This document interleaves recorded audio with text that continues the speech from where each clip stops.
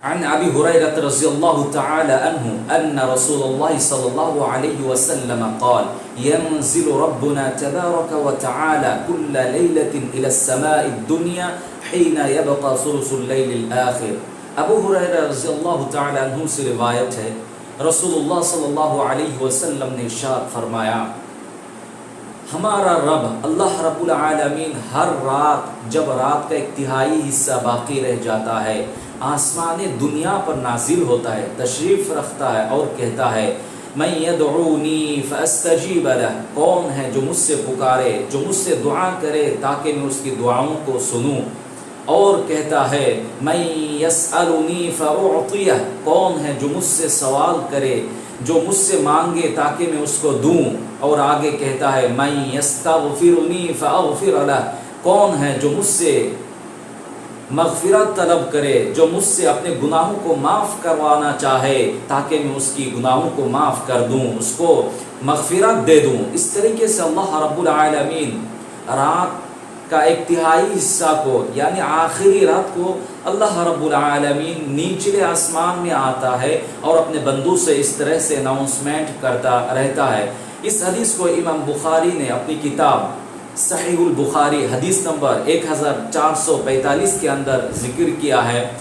اور ان کے علاوہ امام مسلم، امام ترمذی، امام ابو داؤد، امام ابن ماجہ، اور ان کے علاوہ، ان لوگوں کے علاوہ دیگر محدثین کرام نے اس حدیث کو بھی روایت کیا ہے۔ یہ حدیث تقریباً 28 صحابیوں سے مروی ہے۔ اس حدیث سے بہت سے مسائل معلوم ہوتے ہیں۔ سب سے پہلی بات اس حدیث سے جو معلوم ہوتی ہے وہ یہ ہے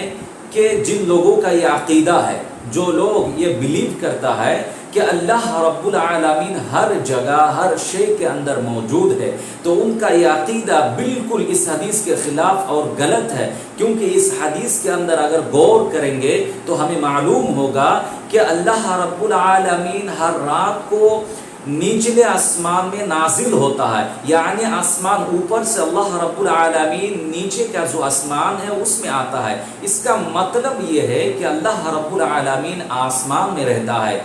اور اس بات کی تائید ایک دوسری حدیث سے بھی ہوتی ہے، جس حدیث میں اللہ کے رسول نے لونڈی سے پوچھا تھا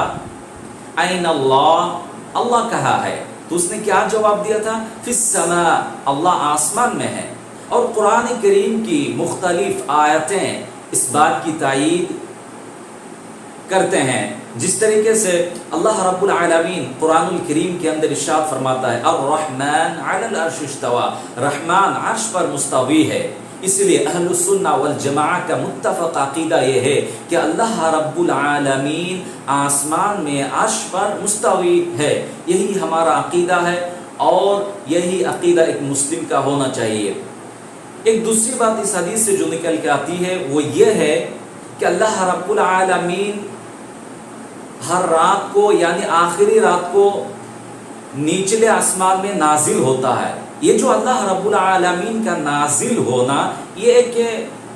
فعلی صفت ہے،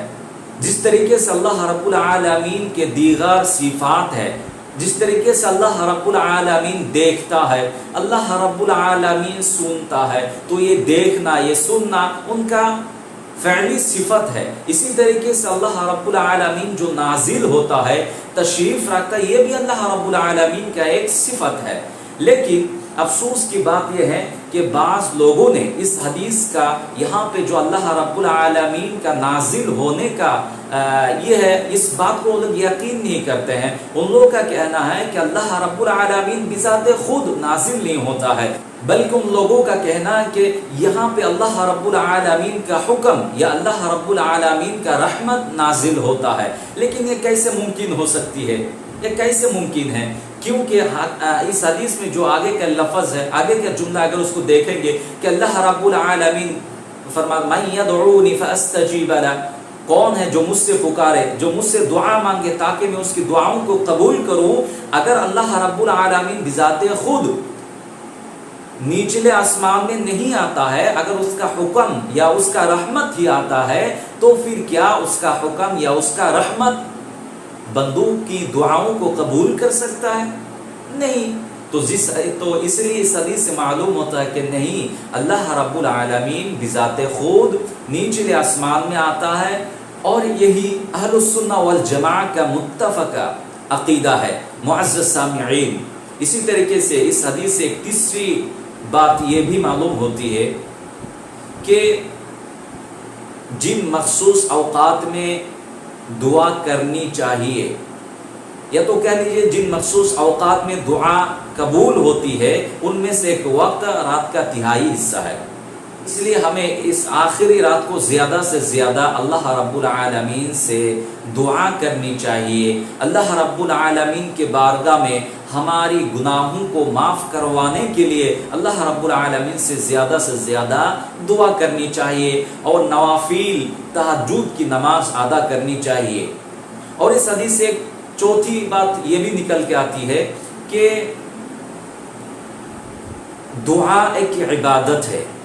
اور دعا اللہ رب العالمین سے ہی مانگنی چاہیے، کیونکہ حدیث میں آتا ہے الدعاء هو العبادہ، چونکہ دعا ایک عبادت ہے، اور تمام کے تمام عبادات اللہ رب العالمین کے لیے خاص ہے۔ لیکن افسوس کی بات یہ ہے، اگر ہم ہمارے معاشرے سوسائٹی کے اندر نظر ڈالتے ہیں تو ہمیں پتہ یہ چلتا ہے کہ آدمی اللہ رب العالمین کے بجائے درگاہوں میں جاتے ہیں، مزاروں میں جاتے ہیں، قبرستان میں جاتے ہیں، باباؤں کے پاس جاتا ہے، اور ان سے مدد حاصل کرتے ہیں، ان سے مدد طلب کرتے ہیں، ان سے اپنی اولادیں مانگتے ہیں، وہاں پہ صدقہ و خیرات کرتے ہیں، اور ان سے اپنی مشکلات پیش کرتے ہیں ان لوگوں کے سامنے۔ حالانکہ یہ دعا بالکل ایک عبادت ہے، اور عبادت اللہ رب العالمین کے لیے خاص ہے۔ اگر کوئی شخص ایسا کر رہا ہے جو دعا اللہ رب العالمین سے مانگنی چاہیے، جو چیز اللہ رب العالمین سے مانگنی چاہیے، جو صدقہ و خیرات اللہ رب العالمین کے لیے کرنی چاہیے، وہ کسی غلط جگہ میں جا کے کر رہے ہیں، یہ شرکی اعمال میں سے ہے۔ اللہ رب العالمین ہم تمام کو ان شرکیات اور خرافات سے بچائے، آمین، اور اس حدیث پر عمل کرنے کے توفیق عطا فرمائے، آمین، تقبل یا رب العالمین۔ السلام علیکم ورحمۃ اللہ وبرکاتہ۔